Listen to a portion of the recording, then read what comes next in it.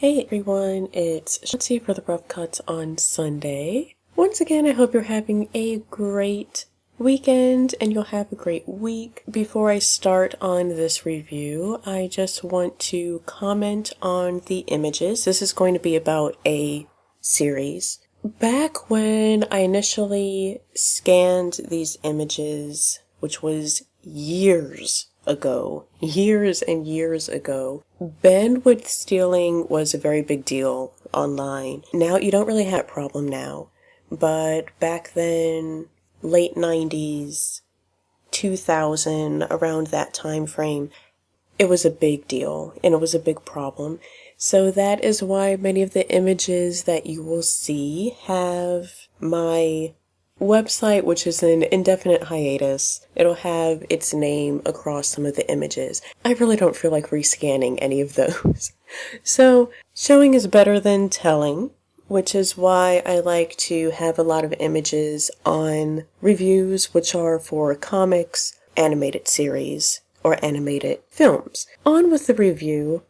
Ai Yazawa's Nana. This initially, I first started reading it in 2000 when it came out in Cookie, which is a young woman's manga magazine. I just love it. Yazawa Ai, or Ai Yazawa, whichever way you want to say it. In Japan it'll be Yazawa Ai. She is very well known for some of her series such as Nana, which will be most popular currently, or rather within the last several years. Also, she did Princess Ai, which was kind of well known in the US. Didn't have quite the following that I think people expected.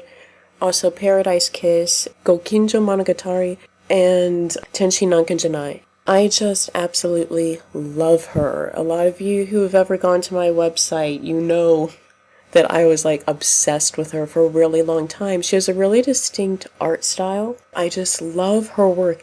She went from having, a lot of teen angst, such as in Gokinjo, and then there's also a lot of really good drama in Nana.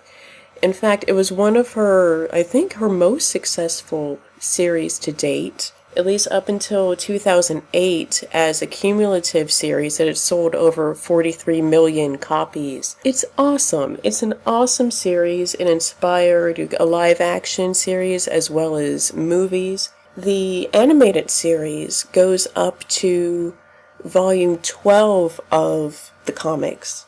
Currently, there are 21 volumes of the comic, but the author, she became really ill the last couple of years, and so it's currently on hiatus. She doesn't know when she's going to pick it up again, but I hope she does soon. This is basically a story about two young women who are both 20 years old. They happen to meet each other on a train to Tokyo. Nana Osaki, who is a singer, she had a band in her very small hometown. She has no family, just friends from her band. She was once living with her boyfriend, who was also part of her band, but he went off to Tokyo a couple years earlier when he got an offer to perform with one of the biggest bands in Japan at the time.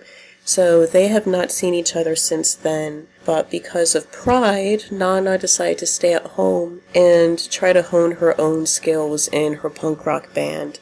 So she's going to Tokyo to realize this dream of being a big musical star. And then you have Nana Komatsu. She's not the sharpest tool in the shed, but she's really nice. She has a problem of falling for every guy that she meets who's nice to her. She's going to Tokyo to be reunited with her friends as well as her boyfriend. Through a series of different events and coincidences, the two Nanas continuously bump into each other and they eventually become roommates. They grow together, they learn about each other and about themselves. It's a really, really good story about friendship, love, trust. This is a really great story. You have a lot of good character development, good plot lines. Everything flows really, really well. That's another feature that I really like about Yazawa. She has really good stories. She knows how to tell them well, and she doesn't really leave any loose ends. Like, you're never left wondering,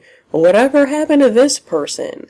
Or why did this guy act that way in this situation? Everything is fully explained. You start to really understand and identify with her characters that she portrays. You can find all of the episodes, 47 episodes, on Netflix for instant watch currently. Just go to Nana Season 1. And I highly recommend it. The episodes, typically they run regular anime time, about 23 minutes, 25 minutes each. It's mostly focused for women, although I know a lot of guys who really like it too. It's a really great series. Yazawa, she's a great artist. You'll notice a very, very stylized way in which she creates her animations. It's very heavily influenced by music, also by fashion, specifically Vivienne Westwood. If you've ever been familiar with her series Paradise Kiss, they talk a lot about Vivienne Westwood. If you like fashion, if you like music, go ahead and check this out. I will see you all next week. Until then, goodbye.